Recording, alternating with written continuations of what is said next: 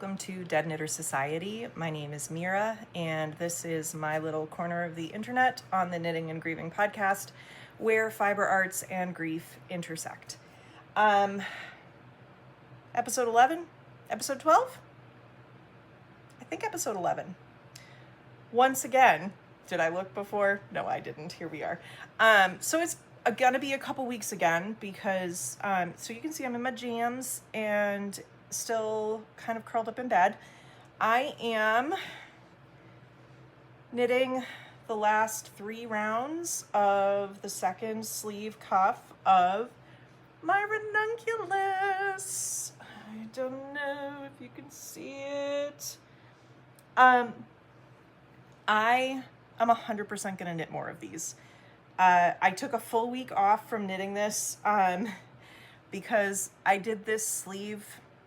This sleeve frustrated me. We're going to talk about that in a minute. But even with taking a full week off, I cast this thing on. Let's look at, that was the most amazing view up my nose. I'm sorry. When did I cast this on? And we're going to talk about my knitting journal that I started. So much to talk about. There's like a lot of catch up to happen here. When did we start this? So I cast on my Ranunculus on January 30th. It is, what day is it? It is February 22nd, and this is going to be off the needles today. And if, so I'm actually in Vermont. If I have yarn wash here. So spoiler alert, I did not end up having any wool wash here, but I did finish it. It's off the needles, and I will block it tomorrow and show you next episode. Then I will be able to soak and block this here. Otherwise it'll wait until tomorrow. So I have loved knitting this. Yes, there's no gauge swatch needed, although I was listening to the Farmer's Daughter Fibers YouTube channel. Candace English is the owner of that shop, and that company, that yarn dyeing like megalith. She resurrected her kind of chat blog, and I love listening to people talk about yarn and knitting. And so she was, what did she say? I'm going to butcher this quote, but it was excellent. She said that swatching is like dating your yarn before you marry it and make a sweater with it. And I kind of liked that attitude. So maybe I will start to embrace swatching in the future. Who the hell knows? But Ranunculus, you basically take any weight yarn and you're using size 10 needles, so it's a big needle, so it knits up really quickly. I chose to do the double loop cast on, so that I will get, once this blocks out, I will get like a wider neckline. The other option is to do the tubular crocheted provisional cast on. I already have shed my hair all over this. I'm gonna figure that one out, but this yarn and those big needles, it wasn't the way to learn. I also have looked up some alternative ways to do a tubular cast on that doesn't involve the provisional yarn, because that was part of my agita. I think if I could just do it onto the needle. I'm not sure why that wouldn't work. I'm gonna F around and find out, because I already have yarn picked out. And because I'm not at home, I can't show it to you, but so next episode, I'll probably already have it on the needles, if I'm honest. I have a kind of blush rose, a little darker than this pink, but not quite this pink. It's like a dusty, probably 2 shade. This seems to be a color for me this year. A couple shades deeper than this, that is a fingering weight that I got in like a mystery bag sale from Hugh Loco. And then I have had a lace weight variegated Juniper Moon for, it's probably been in my stash for like 15 years. So I'm gonna hold those together. And I think that should like give a really beautiful marled sport weight type fabric. That will be a short sleeve Ranunculus. So let's talk about the sleeve that vexed me so. bonus points if you know the movie that came to mind when I just said that. So I knit this sleeve 5 blessed times. Five. Um, the first time I knit it 6 inches. She does suggest knitting to 7 inches. And knowing what I know now about what I did for the cuff, I could probably have stayed with a 5 or a 6 inch sleeve. But 7 inches to me goes directly to the crook of my elbow. And my original thought was that I was going to do the diagonal cuff line, which I did. You can kind of see that there's a difference in length there because there is German short rows in here, which is a technique that I had never done before. I had done like more traditional, like wrap and turn short rows. I'd never done German short rows, and they're sexy and I love them. So I will be doing those again. I might actually start replacing, because there's a way that you can just adjust the math ever so slightly. Because they really are, I feel like they're more invisible and less fiddly to do than a wrap and turn short row. So 6 inches, knit the I-cord cuff, which if I-cord cuff, basically you're like creating a little tube of knitting, which gives it like this nice, neat little rimmed edge. I probably have a picture that maybe I'll throw up in the corner. It looked really pretty and it was so uncomfortable and it was the wrong length. So I ripped that back and I added an inch to the sleeve. And then I did the I-cord again, and I did it with the size 8 needles, because you do the ribbing with the smaller needle for the sleeve. And it was, my arms are just too powerful for that. And then, so I ripped that back and I tried doing the I-cord with the size 10 needle, and it was just funky in the way, like in the fold of my elbow. It was just not comfortable at all. So then I ripped back one more time. I think that does make it 5 times. Correct me if I'm wrong. And I just decided to do a twisted rib. So rather than to do the I-cord, you like basically reduce the stitches by just about half. I didn't do that. I just dropped to a smaller needle size and did 8 rows to match the neck. And then I learned another new thing. I have learned so many new things in making this pattern. I did an Italian sewn bind off, which is a variation of a tubular sewn bind off, or it's kind of like Kitchener stitch. It's a little fiddly. You do use a tapestry needle. It's kind of like grafting the stitches together, but I like the way, I don't know, the lighting with the window in the back is weird. And actually probably my camera is a little dusty, dirty. Hang on just a second here, guys. Just bear with me. No? Where is the camera in this thing? I don't even know, y'all. This is adorable. Oh,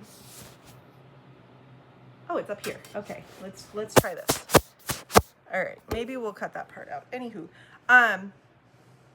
that's so much, well, it still doesn't help with the light. Whatever. Anyway, so you can see it's like a very neat and tidy top, and it is wicked stretchy. And not super difficult. I found a tutorial from Brooklyn Tweed, and I will put the link in the description below. I'm like sliding down in the bed and you're just seeing like my chin.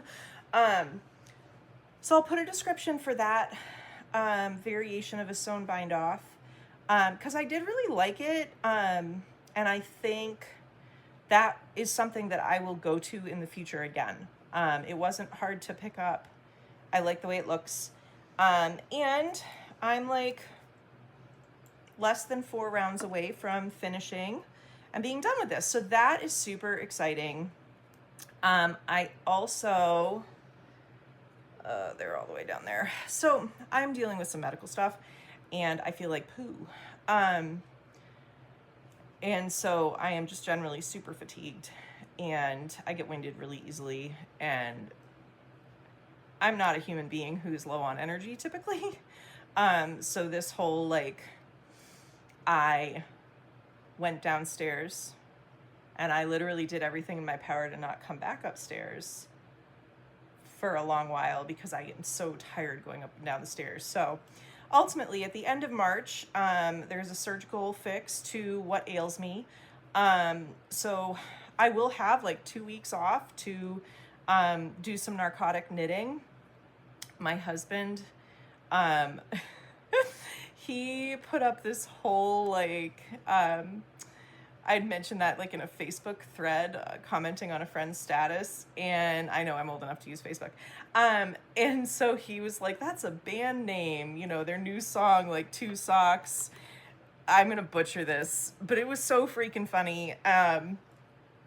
You know, two socks, but oh darn it. Yeah, it was, I'm killing it. It was so funny. I think I snorted coffee out my nose when I was reading his, I think he had just come off of a 24, so he was a little tired. I could not resist the temptation to actually put this interaction in because I did absolutely butcher it, and it was too funny to not add it with the whole thing. I think my husband is hysterical, so now I'm sharing.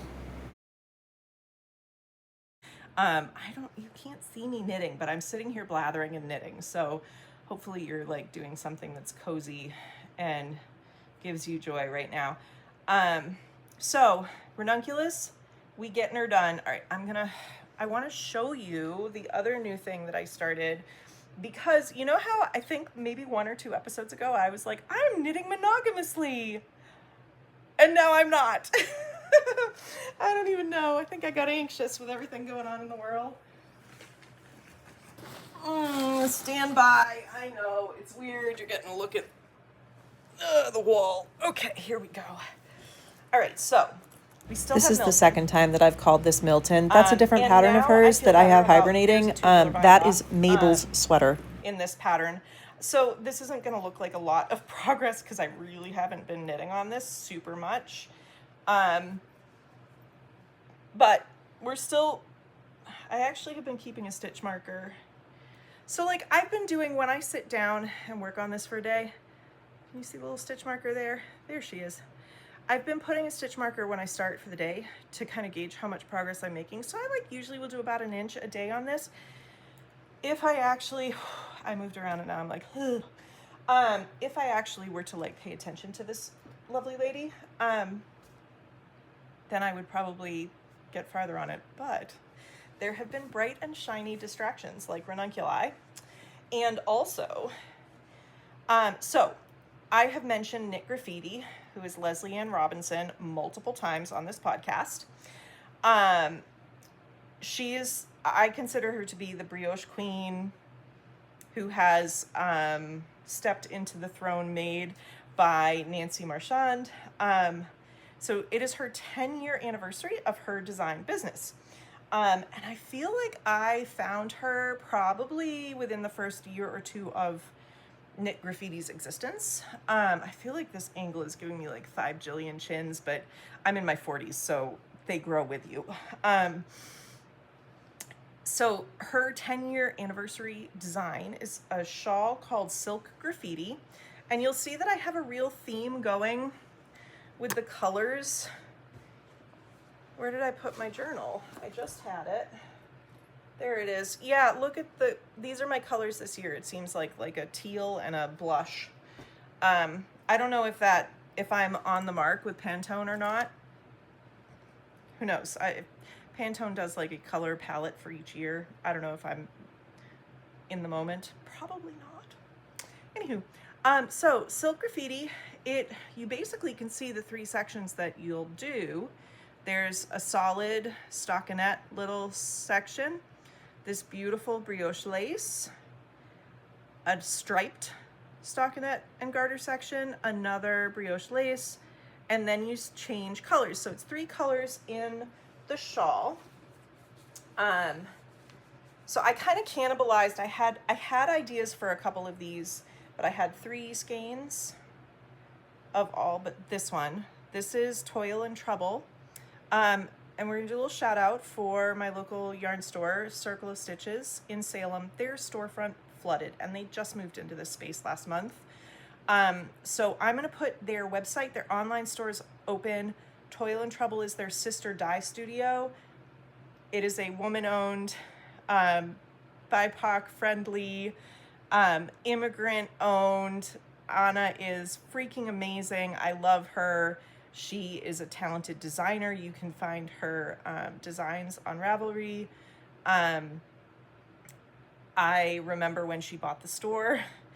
I would hate to see this kind of act of God close that business down. So if you're so moved, there's shipping orders, and you can also do local pickup if you are in the North Shore, Massachusetts. So Toil and Trouble, I think this is called Patina. I had originally bought 2 skeins, and I was thinking of doing another lounging top with it. I'll probably just go pick up more skeins. I know I'm not supposed to be, but I also have a lot of other fingering weight yarn, frankly, that I can make more lounging tops with.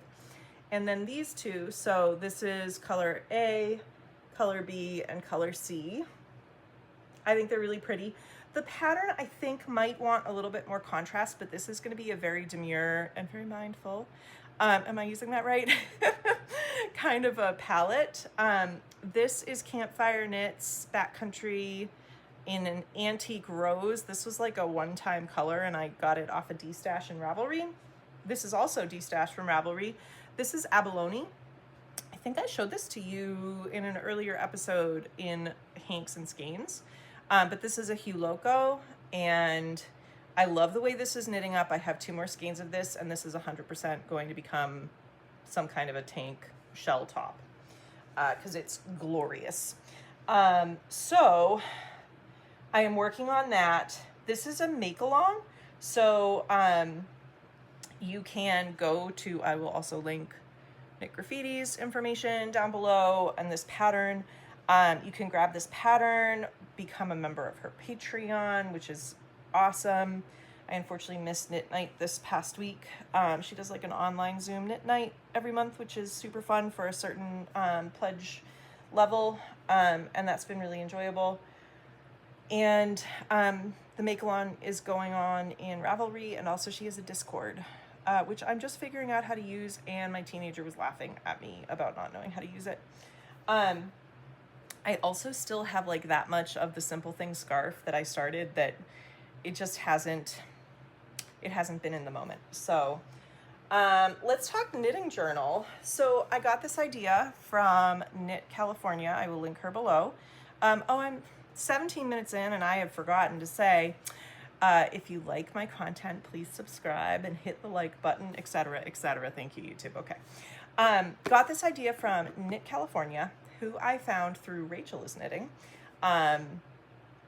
They are delightful creators with a lot of great ideas and a lot of like analyzing their yarn habits. And so what I like about this idea is that I'll really be able to tell after, I just started it in February, so I won't have a full year, but data about what I'm wearing, what I'm making, am I wearing what I'm making? So anyway, let me show you. And this is still kind of a work in progress because like I figured out I actually want to have 2 pages for my project pages, but we'll get to that. So little content, table of contents. This is just a bullet journal that I picked up off Amazon. It came with some stencils. I'm so not a scrapbooky girl. I do have some washi tape from like collaging and stuff like that. So I was using that. So I have a list of all my projects, and I'm keeping this pretty simple, just the name, the date that I started it, the finished date. You can see we have a finished object to talk about, but we'll save that for last. Whip It Good. Who knows that reference? This is just, that's the theme of the day, I think. Anyway, I shouldn't sing. So I did finish, so Whip It Good is for things that I started, not this calendar year, and finished. So Sizzle Pop sweater, I started that in 2024, finished it on the first day of this year. And then I was able to finish the sweater turned pillowcase for my nephew's birthday, which we'll talk about in a wee bit of time. And then I have my 2025 closet, and I splurged, so I may not be buying a lot of yarn right now, but I'm buying a lot of other things because retail therapy is real. So I probably want to put my finger over his face, but that is the pillow turned, or sweater turned pillow, and then my sizzle pop. And so I have a little photo printer. It's like yay big, and it attaches to my phone, and I can just print off stickers from my photos, which is awesome. This had been a different page, but then I really wanted to have 2 pages for my closet of finished objects for this year. Okay, my 2025 goals and some stats, and then always learn. I'm just kind of keeping a list of new things that I'm learning as I go along this year, because we should always be learning, right? Like, it's a callback to my mom, but like, she was constantly refining and pushing her boundaries, and you know, she got her master's degree at age 60 and then went to Hawaii to learn how to belly dance. Like, God bless. So this is my little way of continuing to refine and expand. I did figure out my stash numbers. Now, this may or may not be super accurate because I don't believe that everything is actually in Ravelry. I just pulled this data from Ravelry. But the conservative estimate is that I have 282 skeins of yarn, which adds up to 10,470 grams of yarn. That is over a kilo of yarn, or 10 kilos of yarn. That's crazy. Which is just shy of 40,000 yards. And this is before I've gone through mom's stash. This is really possibly not an accurate measurement, because I know that in Ravelry, some of the stuff in my queue has yarn assigned to it that I don't believe is counted in that. So I'm just a little curious, with a concerted effort to not buy as much yarn. I'm not going to say no yarn, because I've got 2 subscriptions going, and I did pick up some DK from Anna to support their store after their flood. But I'm minimizing, and I'm buying a lot of project bags instead. But whatever. So I'm really curious to see how this is going to end up at the end of the year, and maybe 2026 will be my concerted stash down year. Although my stash gives me a lot of joy, frankly. So I don't feel like I should be so hard on myself about it. Anyway, back to the journal.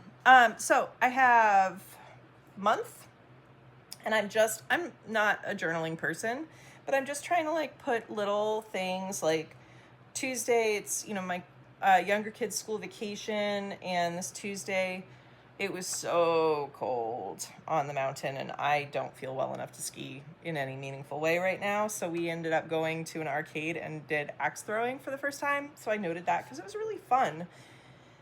And, you know, just little things when I start new projects, whatnot. And then I have my daily knitwear.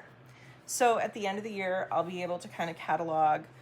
I'm just right now writing what items I'm wearing. So I'll kind of be able to get a gauge for how often do I wear my knits, which ones are really popular, what are they, so that can kind of inform what I plan to knit in 2026.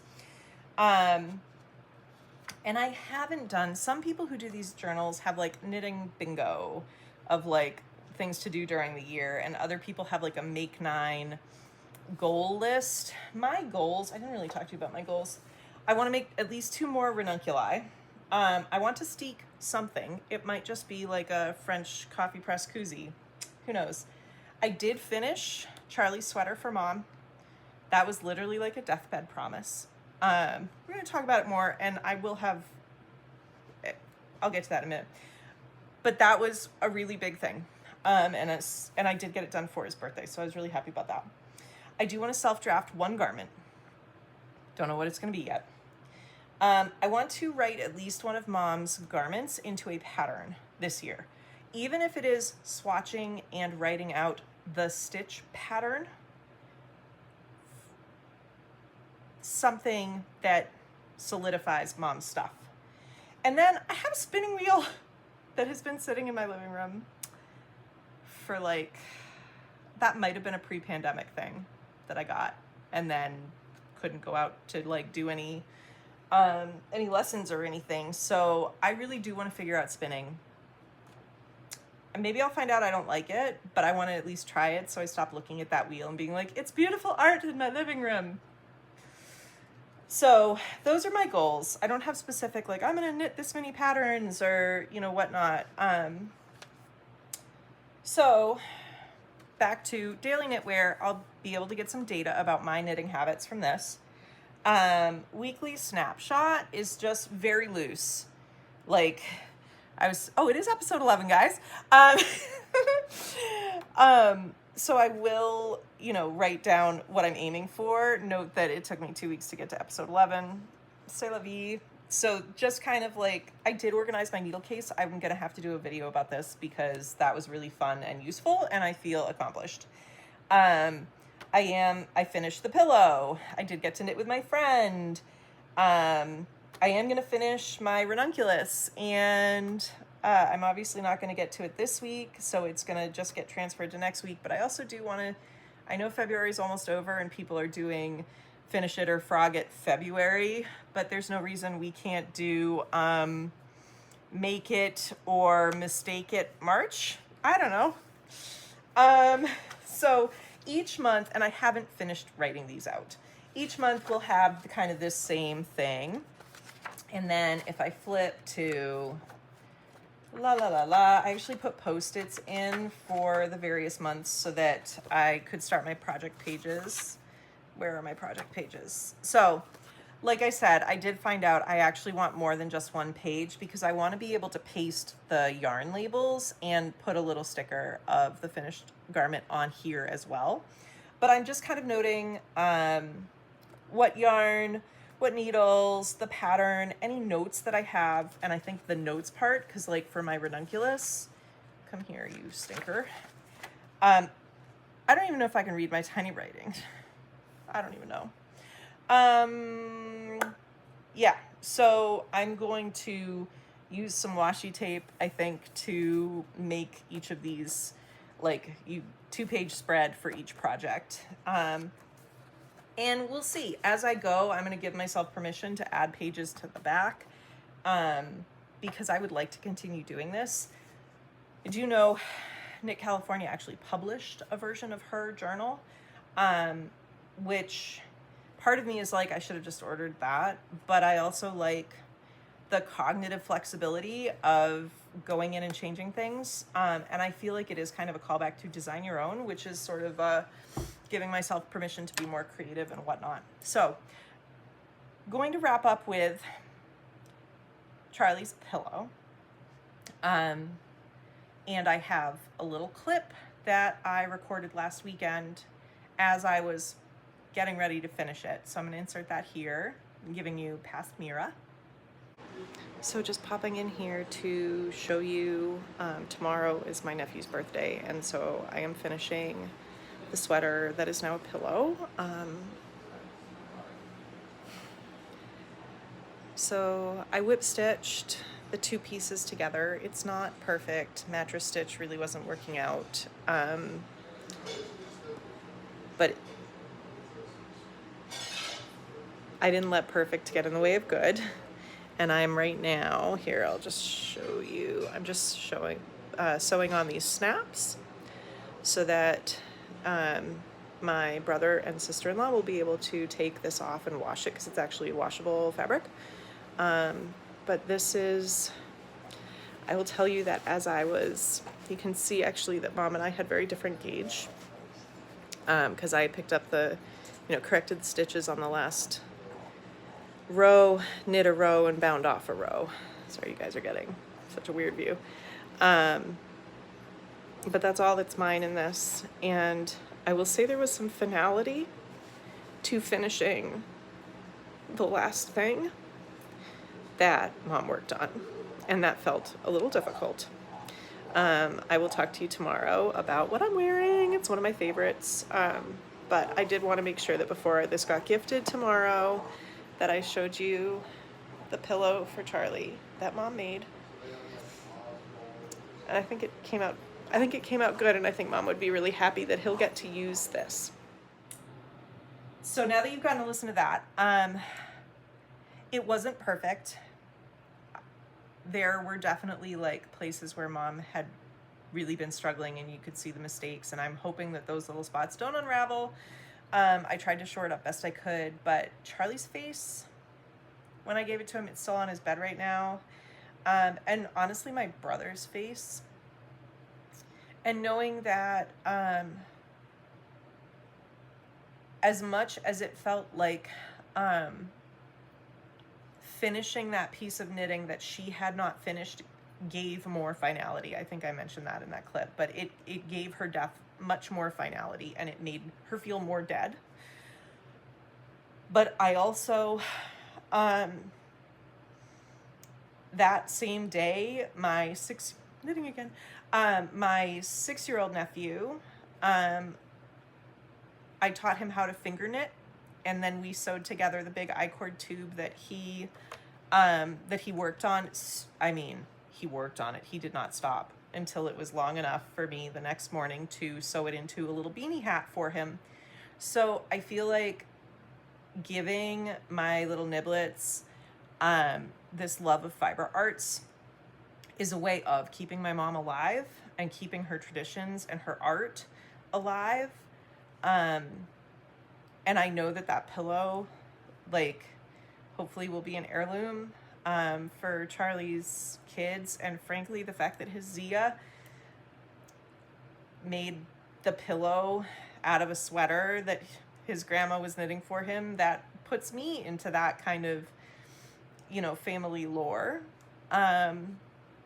Which, as I am not physically well right now, and also, like, if I'm really frank, if I were my mother, I'm more than halfway, right? So I'm like feeling that mortality a little bit. And so I want to make sure that I have legacy, and that I honor my mother's legacy for the rest of my days, and that I really live a life that my children can be very proud of, because I am so proud of my mother's life, and I want to be able to give that gift to my kids. And I don't know, maybe they'll look at my life and be like, what the fuck was she doing? I don't know. Who knows?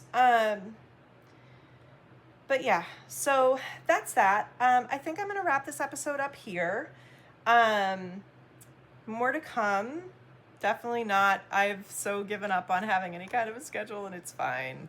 Maybe after surgery, and hopefully after I feel better, that can be more plausible. But right now, just getting to work and getting through my schoolwork and momming my kids is all I've got in me, and that's okay. So I hope that you are finding peace as you go through this crazy world, and that you are doing what you need to do to be a loving human being, and also taking action to change the things that are not jiving for you at the moment, whatever they may be. Remember that contentment is an act of resistance.